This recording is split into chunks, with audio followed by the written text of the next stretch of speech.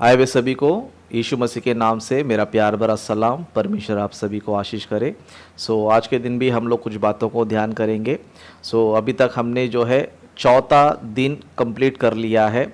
चौथा दिन कंप्लीट कर लिया है और उसमें हमने कई सारे विषयों को जो है जाना, सीखा और आप सभी लोगों ने सुनकर आनंदित किया और आप सभी लोग खुश है करके मैं आशा करता हूँ। और ये बताना चाहता हूँ कि आज के दिन भी बहुत ही अद्भुत विषय होगा।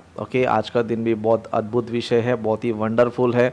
इसमें भी कई सारी ज्ञान की बातें हैं। कई सारी ज्ञान की बातें हैं। आज हम उन बातों को सीखने वाले हैं। और ऐसा मैसेज, ऐसा वीडियो आपको यूट्यूब चैनल में ना के बराबर मिलेगा।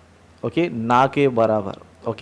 और इस तरह का जो वीडियो है जो वचन टू वचन प्रचार किया जा रहा है ना काल्पनिक बातें, ना मनगढ़ंत बातें, लेकिन जो बातें सिर्फ बाइबल में लिखी है उनको ही सपोर्ट करते हुए, उनको ही एक्सप्लेन करते हुए हम लोग ने जो है कई सारे विषयों को सीखा। तो आज के दिन भी हम लोग जो है कुछ बातों को सीखेंगे। जैसे कि आप लोग जो है स्क्रीन पर देख रहे होंगे, आपको स्क्रीन नज़र आता रहेगा। तो यहाँ पर जो है आप लोग को स्क्रीन नज़र आ रहा है। जैसे कि ऊपर लिखा है 5th day creation of water creature and birds, यानी कि परमेश्वर ने जो है 5वें दिन में क्या किया है, कुछ जीवों को जो है बनाया है। कुछ जीवों का निर्माण परमेश्वर ने किया है। तो आज हम जो है जीवों का निर्माण कैसे हुआ, परमेश्वर ने कैसे किया, इन बातों को क्या करेंगे, हम लोग सीखेंगे। इन बातों को हम लोग सीखेंगे और साथ ही साथ जो है ना साइंटिफिक बातें भी और साइंस की कुछ काल्पनिक बातें भी हम लोग क्या करेंगे, आज ध्यान करेंगे। और बाइबल कितना महान है, बाइबल का ज्ञान कितना महान है, इन बातों को भी हम लोग क्या करेंगे, सीखते सीखते आगे हम लोग बढ़ेंगे। तो कुछ स्लाइड्स हम देखेंगे। सबसे पहले जो यूट्यूब में हमारे वीडियोस को देख रहे हैं उन सभी से कहना चाहता हूँ। जैसे कि यहाँ पर जो है आपके लिए लिखा गया है please join and be bless. यानी कि जो भी लोग इस वीडियो को देख रहे हैं यूट्यूब पर या फेसबुक पर कहीं पर भी देख रहे हैं, आप लोग भी जो है हमारे साथ बाइबल स्टडी में ज्वाइन हो सकते हैं और आशीषित हो सकते हैं। क्योंकि बाइबल स्टडी में यहाँ पर आपको टीचिंग भी मिलता है, आपको क्वेश्चन आंसर करने का मौका मिलता है, प्रार्थना करने का, सीखने का, वर्शिप करने का, सीखने का। ये सारा मौका जो है आपको मिलता है। यहाँ पर आप लोग जो है ना बाइबल स्टडी में आपकी खुद की उन्नति आप जो है ना कर सकते हो। जैसे कि यहाँ पर जो ऑनलाइन बैठे हैं कई सारे लोग जो है अभी वचन बोलने लगे हैं, प्रार्थना करने लगे हैं, बातें करने लगे हैं। तो आप लोग भी प्रभु में उन्नति करना चाहते हो, आगे बढ़ना चाहते हो, तो आप लोग हमारे साथ जुड़ सकते हैं। यहाँ पर आपको कॉन्टैक्ट नंबर दिया गया है, इस कॉन्टैक्ट नंबर पर आप कॉल कर सकते हैं और हमसे रिक्वेस्ट कर सकते हैं कि हमें भी ज्वाइन कर दे, तो हम आपको जो है बाइबल स्टडी में ज्वाइन करेंगे। और हमारा जो बाइबल स्टडी होता है एवरी डे होता है, यानी कि मंडे टू सैटरडे होता है, 10 PM टू 11 PM तक जो है हमारा होता है। कभी कभी मोस्टली 11:30 तक ही हमारा जो है ना कंप्लीट होता है, क्योंकि काफ़ी सारे चीज़ें इसमें होती है। तो इसमें आप जुड़ना चाहते हैं तो आप लोग जो है जुड़ सकते हैं। और साथ ही साथ अगर आपने हमारे चैनल को सब्सक्राइब नहीं किया है तो आप लोग जो है हमारे चैनल को सब्सक्राइब कर सकते हैं और वीडियो को लाइक भी कीजिए, कमेंट भी कीजिए, शेयर भी कीजिए। और जो लोग ऑनलाइन भी जुड़े हैं आप लोग भी कीजिए। आप लोग भी कमेंट कर रहे नहीं हो, ऑनलाइन में जो लोग जुड़े हैं आप लोग भी कमेंट करो, आप लोग भी जो है लाइक करो, शेयर करो। क्योंकि जितना कमेंट्स जाएगा, जितना लाइक्स जाएगा, उतना ही जो है यूट्यूब वाला हमारे वीडियो क्या करेगा, रन करेगा, मतलब लोगों तक जो है पहुंचाएगा। तो अभी तक किसी ने हमारे चैनल को सब्सक्राइब नहीं किया तो हमारे चैनल को सब्सक्राइब करें, ताकि आपको जो है बाइबल की बहुत सारी अद्भुत टॉपिक जो है ना आपको सीखने का मौका मिले और उस वीडियो का नोटिफिकेशन आपको मिले। और साथ ही साथ जो है हमारे इस छोटे से मिनिस्ट्री के लिए हम जो मेहनत कर रहे हैं, परिश्रम कर रहे हैं, आप तक जो है परमेश्वर की बहुत सारी बातें अद्भुत तरीके से आपको सिखा रहे हैं, आपको बता रहे हैं। तो इस मिनिस्ट्री में हमारा सपोर्ट करना चाहते हैं तो आप लोग जो है हमारे इस नंबर पे जो है आप सपोर्ट कर सकते हो, बैंक अकाउंट में भी आप सपोर्ट कर सकते हो, फिर पेटीएम, गूगल पे पे भी आप लोग सपोर्ट कर सकते हो। क्योंकि हम आपके लिए बहुत परिश्रम करते हैं, इस तरह के वीडियो आपको लेकर आते हैं और हमारे वीडियोस को देखकर आप जान सकते हो, समझ सकते हो कि हम आपके लिए कितना जो है परिश्रम आपके लिए कर रहे हैं। तो जो भी सेवकाई भी सपोर्ट करना चाहता है वो ज़रूर आप लोग जो है ना सपोर्ट कीजिए। तो आइए हम लोग जो है इस समय हमारे टॉपिक पे जाएंगे और हम वचन को क्या करेंगे, ध्यान करेंगे। ओके, वचन को हम ध्यान करेंगे। तो यहाँ पर जो है इस तरह लिखा है, उत्पत्ति का पहला अध्याय 20 वचन से। ओके, यहाँ पर हमारा जो है 5वां दिन स्टार्ट हो रहा है। ओके, 5th डे क्या हो रहा है, हमारा स्टार्ट हो रहा है। तो परमेश्वर ने 5वें दिन में क्या बनाया, किस तरह बनाया, इन बातों को हम क्या करेंगे, ध्यान करेंगे। ओके, तो यहाँ पर इस तरह लिखा है, फिर परमेश्वर ने कहा। ओके, यहाँ पर ये लाइन जो है आपको बाइबल में बार बार मिलेगा, परमेश्वर ने कहा, है ना।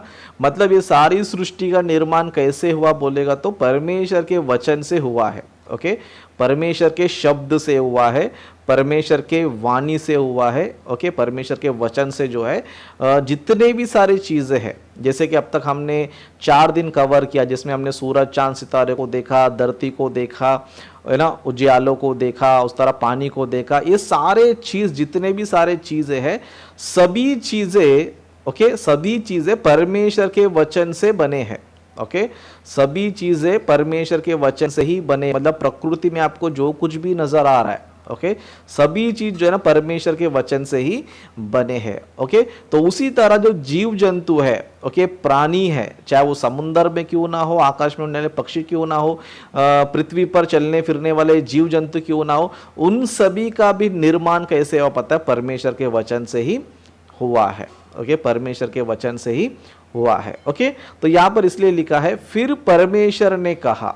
ओके, उसके आगे का लाइन इस तरह लिखा है, जल जीवित प्राणियों से बहुत ही बढ़ जाए और पक्षी पृथ्वी के ऊपर आकाश के अंतर में उड़े। इसलिए परमेश्वर ने जाति जाति के बड़े बड़े जल जंतुओं की सृष्टि की और उन सब जीवित प्राणियों की भी सृष्टि की जो चलते फिरते हैं, जिनसे जल बहुत ही बढ़ गया, और एक एक जाति के उड़ने वाले पक्षियों की सृष्टि की, और परमेश्वर ने देखा कि अच्छा है। ओके, तो परमेश्वर ने जो है 5वें दिन क्या किया पता है, जीव जंतुओं को बनाया। ओके, जीव जंतुओं को बनाया। कैसे बनाया, किससे बनाया बोलेगा तो यहां पर जो है 20 वचन में आपको रेड कलर में दिखता होगा। ओके, रेड कलर में दिखता होगा, यहां पर इस तरह लिखा है, जल जीवित प्राणियों से बहुत ही बढ़ जाए। ओके, मतलब सबसे पहला जीवों का निर्माण कहां हुआ पता है, कहां हुआ पता है, जल में हुआ है, पानी के अंदर हुआ है। ओके, मतलब परमेश्वर ने सूरज चांद सितारों को बनाने के बाद जानवरों का, है ना, एनिमल्स का क्या करने लगा, परमेश्वर जो है निर्माण करने लगा, मतलब उनको बनाने लगा। तो सबसे पहले परमेश्वर ने इन जीवित प्राणियों का निर्माण किस में किया, मतलब जल में किया, पानी से किया। ओके, मतलब पानी से ही क्या पता है, जल में जितने भी सारे जीव जंतु है उनका निर्माण हुआ है। ओके, इसलिए साइंस भी क्या करता है पता है, साइंस भी ये सिखाता है अपने थ्योरी में। ओके, साइंस जिस तरह यूनिवर्स के बारे में बताता है कि सृष्टि का जन्म कैसे हुआ, जीवों का जन्म कैसे हुआ करके, इस तरह साइंस भी बताते बताते वो लोग भी क्या करते पता है, वो लोग भी ये बताते कि सबसे पहले जीवों का निर्माण कहाँ हुआ बोले तो पानी में हुआ है। ओके, सबसे पहले जीवों का जन्म कहां पर हुआ बोलते पानी में हुआ करके साइंस भी क्या करता है, बताता है। ओके, साइंस भी क्या करता है, बताता है। जैसे कि आप लोग जो है कुछ चित्र को आप लोग जो है देख सकते हो, इस चित्र में आपको समझ में आता रहेगा। ओके, यहाँ पर आपको तो साइंस भी क्या करता पता है, साइंस ये बताता है सबसे पहले जो जीवों का निर्माण हुआ है वो पानी में हुआ है। ओके, पानी में हुआ करके साइंस भी इस चीज को जो है मानता है। लेकिन साइंस ने जो बताया है, साइंस ने जो उसका एक्सप्लेनेशन किया है, जो तरीका टोटल गलत है वो। ओके, टोटल जो ना साइंस ने जो भी बताया टोटल गलत है। ओके, साइंस ने एक चीज बताया वो सही है, वो क्या बोलेगा तो सबसे पहला जीवन, है ना, लाइफ, यानी कि जीवों का निर्माण कहाँ से स्टार्ट हुआ बोलते तो पानी में, है ना, जल में या समुद्र में जो है जीवों का जो है उत्पत्ति हुआ है, आरंभ हुआ करके साइंस यहां तक ठीक है। ओके, यहां तक सही बताता है। लेकिन इसके बाद जो वो विवरण देता है, इसके बाद जो एक्सप्लेनेशन वो करता है वो टोटल का टोटल रॉन्ग है। ओके, टोटल क्या पता है, रॉन्ग है। इसके लिए आज हम देख सकते हैं कि स्कूल के सिलेबस में, ओके, जो स्कूल में जो पढ़ाए जाते थे उसमें से क्या किया गया पता है, डार्विन की थ्योरी को निकाल दिया गया है। ओके, डार्विन ने जो जीवों के बारे में बताया था, जीवों के बारे में जो शिक्षा दिया गया था, उसको जो है निकाल के फेंक दिया। क्यों पता है, क्योंकि डार्विन का जो सिद्धांत है या फिर जो साइंस जो पहले सिखाया टोटल क्या पता है गलत है। जैसे कि साइंस ये बताता है, इस चित्र में आप लोग देख सकते हो, है ना, जैसे कि जो सबसे नीचे है, सबसे नीचे, ओके, सिंगल सेल करके लिखा है। तो साइंस ये बताता है कि सबसे पहले जो है पानी के अंदर, है ना, जल के अंदर क्या पता है एक सिंगल सेल का जन्म हुआ है। ओके, सिंगल सेल यानी कि एक छोटा सा जीव भी हम बोल सकते, है ना, हम एक जीव भी हम लोग बोल सकते। सिंगल सेल यानी उसके अंदर एक ही सेल था। ओके, तो सबसे पहले पानी में हुआ करके साइंस बताता है, लेकिन साइंस को ये नहीं पता है कि वो सेल किसने बनाया। बस सेल आ गया बोल तो आ गया। ओके, लेकिन उसको ये नहीं पता है कि सेल का जन्म कैसे हुआ, किसने किया, कौन किया, क्यों किया, इसका कुछ इंफॉर्मेशन नहीं है। बस इंसान को सिखाना चाहिए, इंसान को कुछ ना कुछ जीवों के बारे में पढ़ाना चाहिए करके इस तरह साइंटिस्ट ने क्या किया पता है, एक अच्छा स्टोरी या एक अच्छा कहानी करके इंसान को सिखा दिया। जैसे कि साइंस ये बात है कि सबसे पहले जो है जल के अंदर जो है एक सेल का निर्माण हुआ, मतलब एक छोटा सा जीव का निर्माण हो गया। फिर बाद में वो एक सेल क्या हो गया, अनेक सेल्स बनते हैं, अनेक सेल्स जो है ना बनते गए, मतलब एक जीव में अनेक जीव उत्पन्न होते गए, अनेक जीव क्या होते गए, उत्पन्न होते गए। ओके, जैसे कि हम लोग भी माँ के गर्भ में हम जाते हैं। ओके, माँ के गर्भ में हम जाते हैं तो एक ही कण हम लोग चले जाते हैं, है ना, एक ही वीर्य कण के रूप में हम लोग चले जाते हैं। लेकिन वो एक ही वीर्य कण क्या पता है 1 से 2 होता है, फिर 2 से 4 होता है, फिर 4 से 8 होता है, 8 से 16 होता है, इस तरह मल्टीप्लाई होते रहता है। तो साइंस भी क्या करता है, इस तरह बता रहा है कि सबसे पहले सिंगल सेल था, फिर उसके बाद अनेक सेल्स में आ गए, है ना, यूनिसेलुलर करके, फिर उसके बाद में उसका एक आकार आ गया। जैसे कि आप लोग जो है पहला जो है आपको लिक्विड की तरह दिख रहा है, बाद में फिर थोड़ा थोड़ा वो रूप ले रहा है, बाद में तीसरा वाला जो है कीड़े का, छोटा कीड़े के रूप में आपको नजर आ रहा है, फिर बाद में आपको एक मछली के रूप में नजर आ रहा है, उसके बाद और एक मछली के रूप में आ रहा है, फिर उसके बाद एक रेंगने वाले जंतु के रूप में नजर आ रहा है, फिर उस तरह वो रेंगने वाला जंतु धीरे धीरे अलग अलग रूप बदल रहा है। ओके, फिर धीरे धीरे वो बंदर बन गया, फिर बंदर से धीरे धीरे उसके अंदर इंसान का रूप आ गया, फिर इंसान से होमोसेपियंस यानी कि पूरा इंसान बन गया जिस तरह आज दिख रहे। ओके, तो साइंस ने जो है इस तरह क्या कर दिया, सिखाया दुनिया को, जो कि टोटल काल्पनिक है, मनगढ़ंत है, जिसे साइंस अभी जान चुका है। क्योंकि हर एक जीव को क्या होता है पता, सबका डीएनए अलग है। ओके, जितने भी सारे जीव है सबके डीएनए अलग अलग है ना। मछली का डीएनए बंदर में रहता नहीं है, बंदर का डीएनए शेर में रहता नहीं है, शेर का डीएनए सांप में रहता नहीं है, सांप का डीएनए मछली में रहता नहीं है। सबका डिफरेंट डिफरेंट डीएनए है ना, सबका क्या है, डिफरेंट डीएनए। लेकिन साइंस ने क्या सिखाया पता है, एक जीव से अनेक जीव निकले, है ना, एक ही जीव से क्या हुआ, अनेक जीव। सबसे पहले बैक्टीरिया पैदा हुआ, फिर वो बैक्टीरिया धीरे धीरे बड़ा बैक्टीरिया बन गया, फिर बाद में वो कीड़े का रूप ले लिया, फिर बाद में कीड़े से धीरे धीरे मछली बन गया, फिर मछली से फिर बाद में धीरे धीरे रेप्टाइल्स, है ना, जैसे कि मछली के फिन्स होते हैं, पैर होते नहीं है ना, बाद में धीरे धीरे उस मछली में पैर आने लग गए, फिर जब पैर आ गए तो क्या हो गया, वो बाहर आ गया, जमीन के बाहर आ गया, फिर जमीन के बाहर आने के बाद रेंगना शुरू हो गया, चलना फिरना शुरू हो गया, फिर इस तरह इंसान बन गया करके इस तरह मनगढ़ंत साइंटिस्ट जो है ना, साइंस लोगों ने सिखाया। ओके, इस तरह और कुछ बातें देखेंगे इसको समझने के लिए। ओके, यहाँ पर आप देख सकते हो चित्र में, ओके, चित्र में आप देख सकते हो कि यहाँ पर जो है एक मेंढक का लाइफ साइकिल है ना, एक मेंढक का निर्माण कैसे होता है और उससे कैसे कैसे स्टेजेस रहते हैं, है ना। जैसे कि यहाँ पर हम देखेंगे, जैसे कि पानी के अंदर जो है आपको जो छोटे छोटे गोल गोल नजर आ रहे है ना, गोल गोल वो अंडे है ना, मेंढक के छोटे छोटे अंडे हैं। ओके, तो सबसे पहले एक बंदर का जो शुरुआत है वो अंडे के रूप में पानी के अंदर रहता है। ओके, फिर वो धीरे धीरे वो अंडा जो शुरुआत है वो अंडे के रूप में पानी के अंदर रहता है। ओके, फिर वो धीरे धीरे वो अंडा क्या होता है, धीरे धीरे वो कीड़ा बन जाता है, जैसे सबसे लास्ट वाला कीड़ा आपको नजर आ रहा है। ओके, सब धीरे धीरे अंडे से फिर कीड़ा बन जाता है, फिर कीड़े से धीरे धीरे उसके शरीर में और कुछ बदलाव आता है ना, और कुछ जो है बदलाव आता है, फिर धीरे धीरे वो बड़ा कीड़ा बन जाता है, फिर उसके बाद कीड़े क्या आते हैं, पैर निकलने लग जाते हैं, है ना। वो मेंढक को क्या होता है, फिर धीरे धीरे पैर, मतलब सबसे पहले वो अंडे के रूप में रहता है, अंडे से फिर कीड़े के रूप में रहता है, फिर कीड़े के रूप में रह के थोड़ा बड़ा हो जाता है, फिर और बड़ा होने के बाद उसको पैर निकलने लग जाते हैं, फिर पैर निकलने के बाद हाथ भी निकलने लग जाते हैं, फिर हाथ पैर दोनों आने के बाद क्या करता है, पानी में से बाहर आता है, फिर बाहर आने के बाद तो टोटल वो मेंढक बैठ गया। ओके, तो साइंस ने भी क्या किया है, जल में जो है एक जीव का निर्माण हुआ और वही एक जीव जो है धीरे धीरे कीड़ा बन गया, फिर कीड़े से धीरे धीरे मछली बन गया, फिर धीरे धीरे मछली को मगरमच्छ की तरह पैर आने लग गए, फिर वो और उस तरह कछुए की तरह पैर आने लग गए, अलग अलग रूप बदलने लग गया। इस तरह फिर क्या हो गया, कोई मगरमच्छ बनकर, सांप बनकर, है ना, इस तरह समुद्र में से या पानी में से बाहर निकले।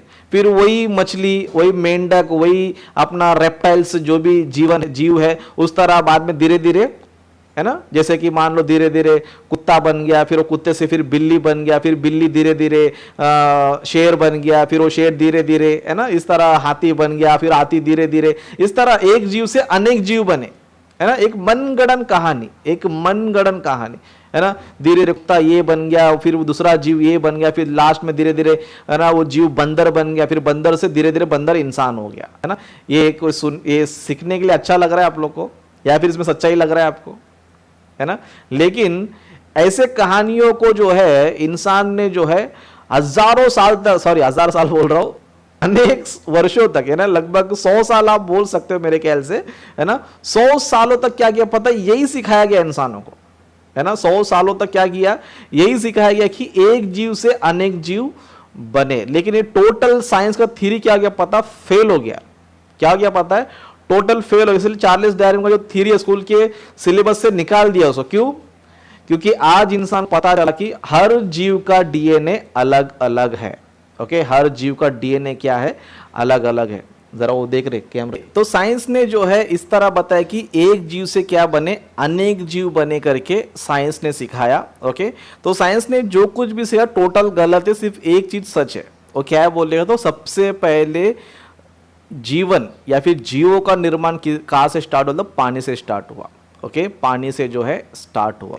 सो साइंस ने जो है इस तरह कई सारे काल्पनिक बातें जो है ना इंसान ने सिखाया है, लेकिन वो टोटल जितनी भी सारी बातें सब गलत साबित हो गई। ओके, क्योंकि आज का साइंस हमें ये बताता है कि सब जीवों का डीएनए क्या पता है, सबका अलग अलग है। बंदर का जो डीएनए वो बंदर ही है। ओके, बंदर का डीएनए सांप नहीं बन सकता है। ओके, सांप का डीएनए मगरमच्छ नहीं बन सकता है। ओके, मगरमच्छ जो है चलने फिरने वाला कोई शेर, हाथी, कुत्ता, बिल्ली, जिराफ, है ना, ये सारी चीजें नहीं बन सकता। जिसका डीएनए है उसका वही डीएनए करके साइंस जो है ना आज जान चुका है। मतलब सबका डीएनए अलग अलग है, एक जीव से अनेक जीव नहीं निकले और वो पॉसिबल भी नहीं है। ओके, पॉसिबल भी नहीं है। लेकिन साइंस को ये पता चला कि सबका डीएनए अलग अलग है, सबका निर्माण अलग अलग ही हुआ है। ओके, बाइबल ने भी जो है इस विषय को इसी तरह क्या किया है, बताया है। ओके, बाइबल ने भी क्या किया, इसी तरह बताया। जैसे कि आप लोग जो है इस वचन में आप लोग देख सकते हो। ओके, तो यहाँ पर लिखा है, जल जीवित प्राणियों से बहुत ही बढ़ जाए और पृथ्वी के ऊपर आकाश के अंतर में वुड़े, इसलिए परमेश्वर ने जाति जाति के बड़े बड़े जल जंतुओं की सृष्टि की। यानी कि परमेश्वर ने क्या किया, जाति जाति के बड़े बड़े जल जंतुओं की, है ना। मतलब सबका जाति अलग है। सांप का जाति सांप ही है, सांप में से मगरमच्छ नहीं निकलेगा। मगरमच्छ का जाति मगरमच्छ ही है, मगरमच्छ में से कोई कुत्ता, बिल्ली, शेर, है ना, ये सब नहीं निकलेगा। ओके, जाति जाति मतलब जो जाति है वो जाति में से वही निकलेगा, है ना। क्या कहीं पर आपने देखा है कि मुर्गी ने जो है कुत्ते को जन्म दिया, देखा है कभी आप लोगों ने? या फिर मछली ने जो है किसी मेंढक को जन्म दिया, देखा आप लोगों ने, है ना। या फिर किसी मेंढक को जो है आपने किसी बड़े कोई भी कुत्ता बिल्ली को जन्म दिया, आप देखा आपने? नहीं देखा, है ना। आपने अपने लाइफ में नहीं देखा, लेकिन आपने यही देखा रहा कि कुत्ते में से कुत्ता ही आएगा, बिल्ली में से बिल्ली आएगा, शेर में से शेर ही आएगा, इंसान में से इंसान ही आएगा। ओके, तो परमेश्वर ने क्या किया पता है, जाति जाति के अनुसार ही बनाया है। अगर परमेश्वर ने जल में मछली को बनाया तो मछली को मछली ही बनाया है, मछली को किसी दूसरे जीव में से नहीं निकाला या फिर दूसरे जीव में से निर्माण नहीं किया। परमेश्वर ने क्या किया पता है, सबको जाति जाति के अनुसार ही बनाया है। ओके, जाति जाति के अनुसार ही बनाया है। जैसे कि और एक वचन हम पढ़ेंगे। ओके, और एक वचन हम पढ़ेंगे, जैसे कि भजन संहिता का उसका 104 अध्याय उसका 25 वचन से पढ़ेंगे। ओके, 25 वचन से पढ़ेंगे। यहां पर इस तरह लिखा है, इसी प्रकार समुद्र बड़ा और बहुत ही चौड़ा है और उसमें अनगिनत जलचर जीव जंतु क्या छोटे क्या बड़े भरे पड़े हैं। ओके, मतलब परमेश्वर ने क्या किया पता है, समुद्र के अंदर क्या किया पता है, छोटे बड़े सबको क्या किया परमेश्वर ने निर्माण किया। ओके, परमेश्वर ने क्या किया, जाति जाति के अनुसार जो है सबका निर्माण किया, यानी कि सबका सृष्टि किया। ओके, तो यहां पर हमें एक चीज पता चला कि परमेश्वर ने सबसे पहले जीवों का निर्माण पानी से ही किया है, जल में ही किया है, जिसे साइंस भी क्या कर रहा है, एक्सेप्ट कर रहा है। लेकिन साइंस का थ्योरी अलग है, जो कि सुनने में ही उठपटांग है, लेकिन किसको मजा आता है बोलेगा तो मूर्ख नास्तिक लोग को मजा आता है, क्योंकि इनको है सिद्धांत चाहिए, वो थी वही चाहिए। इसके लिए जब भी अच्छे अच्छे पढ़े लिखों ने इस थ्योरी को हटा दिया, लेकिन फिर भी कुछ मूर्ख नास्तिक लोग क्या करते हैं पता है, इसको और बढ़ावा दे रहे हैं। नहीं नहीं, चार्ल्स डार्विन ने जो बताया वही ठीक है, वही सूट है, वही बराबर है ना। उनको पूछेंगे समझो, फिर चार्ल्स डार्विन ने जो बताया कि एक जीव में से अनेक जीव बने, तो ये कैसा पॉसिबल हुआ, क्या आज तक आपने किसी को देखा है ना, किसी बिल्ली को धीरे धीरे धीरे धीरे आप बंदर बनते हुए देखा है, या फिर किसी बंदर को धीरे धीरे इंसान बनते हुए देखा है? तो क्या करेगा, नहीं ये हमें एक टाइम पे दिखता नहीं है, ये प्रोसेस होने के लिए लाखों साल लगते हैं। क्या होते हैं, लाखों साल टाइम लगता है। बताओ, लाखों साल तक जिंदा रह गया वो अपना दूसरा रूप लेने के लिए, है ना।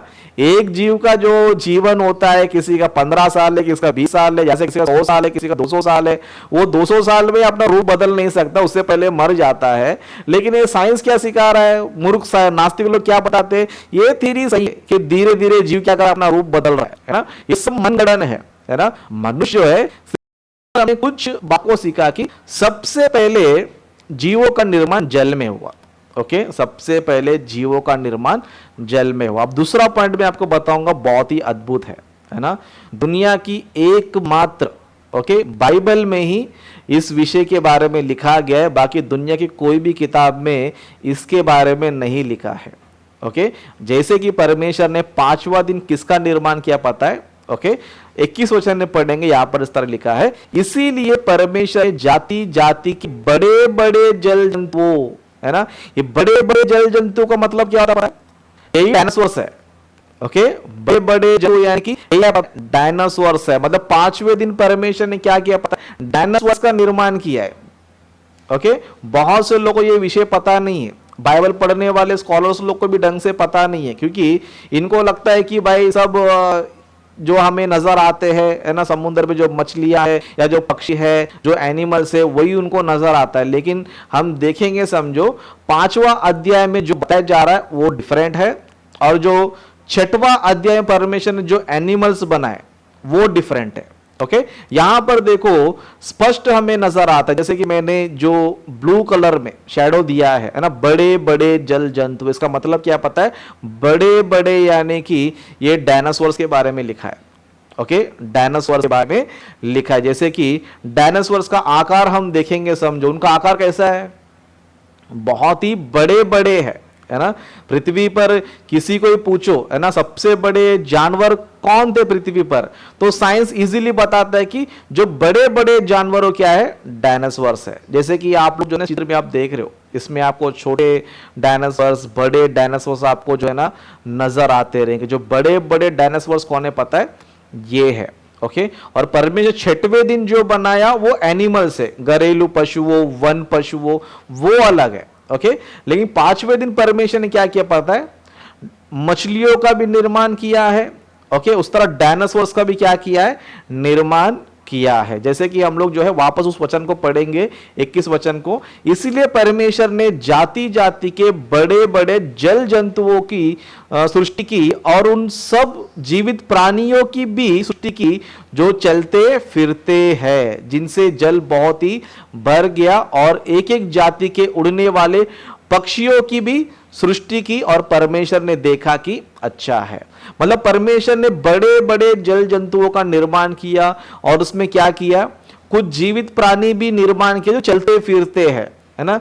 चलते फिरते वाले जानवर क्या होते हैं? बड़े बड़े, वही डायनासोर्स जो आप देख रहे हो, है ना। समुद्र में भी जीव है बड़े बड़े, जैसे कि आप वेल मच्छी, ओके, इस तरह आप देख सकते हो, है ना, वेल फिश होता है, उस तरह और भी है ना। समुद्र में भी जीव है बड़े बड़े, जैसे कि आप वेल मच्छी, ओके, इस तरह आप देख सकते हो, है ना, वेल फिश होता है, उस तरह और भी बड़े बड़े जो मछलियां है ना। आप आज भी जो है डिस्कवरी चैनल पे, है ना, या फिर प्लैनेट चैनल पे आप लोग जो है देख सकते हो कि समुद्र के अंदर बड़े बड़े मछलियां भी है। ओके, इसके लिए हमने अभी भजन संहिता में पढ़ा कि इसमें छोटे बड़े, है ना, सभी प्रकार के क्या है समुद्र में जीव है, सभी प्रकार के क्या है जीव है। मतलब परमेश्वर ने जो पांचवा दिन जिसका निर्माण किया वो क्या पता है, बड़े बड़े जल जंतु, यानी कि इसमें मछलियां भी है, इसमें डायनासोर्स भी है, इसमें डायनासोर्स भी है, और उस तरह चलने फिरने वाले डायनासोर्स भी है ना। उस तरह फिर एक एक जाति के उड़ने वाले पक्षियां, है ना, एक एक जाति के उड़ने वाले पक्षियां। मतलब परमेश्वर ने क्या किया पता है, पांचवें दिन में क्या किया पता है, डायनासोर्स का निर्माण किया है। ओके, डायनासोर्स का जो है निर्माण जो है परमेश्वर ने किया है। ओके, उसी तरह परमेश्वर ने उनको आज्ञा दिया, 22 वचन में क्या आज्ञा दिया, परमेश्वर ने यह कहकर उनको आशीष दी, फूलो फलो और समुद्र के जल में भर जाओ और पक्षी पृथ्वी पर बढ़े, तथा सज हुई, फिर बोर हुआ, इस प्रकार पांचवा दिन हुआ। ओके, तो डायनासोर्स के निर्माण के बारे में बाइबल हमें बताती है। ओके, डायनासोर्स का निर्माण कैसे हुआ और उनका, है ना, उत्पत्ति कैसे हुआ, और परमेश्वर ने पांचवें दिन क्या क्या बनाया करके उन बातों के बारे में बाइबल क्या करती है, हमें बताती है। ओके, लेकिन बहुत से लोग को जो है ना पता नहीं है ना, बहुत से लोग को पता नहीं। इसके लिए कुछ कुछ लोग ना क्वेश्चंस करते रहते हैं, है ना, क्वेश्चन करते रहे कि dragons mention in the Bible, मतलब क्या डायनासोर्स के बारे में बाइबल में लिखा है क्या।